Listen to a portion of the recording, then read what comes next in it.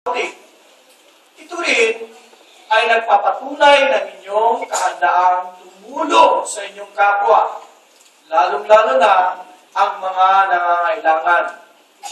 Matnubayan sana kayo ng puong may kapal sa pagtupad ninyo sa inyong tungkulin bilang mga Cub Scout. Itaas na ang inyong mga lampay.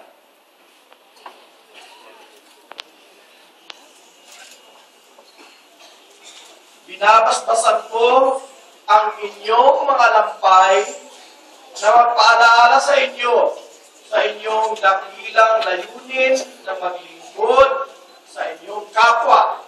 Sa ngalan ng Ama at ng Anak at ng Espiritu Santo.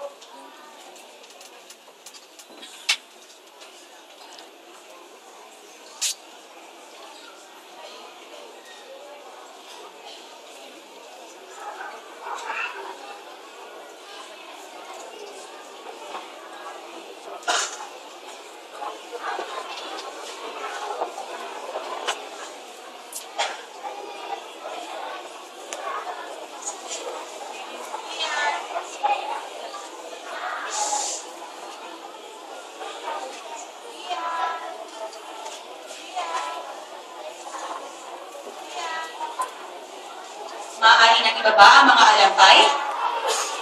Maupo muna tayong lahat.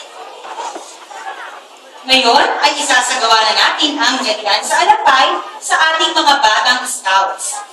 Tatawagin ang mga magulang ng mga Cub Scouts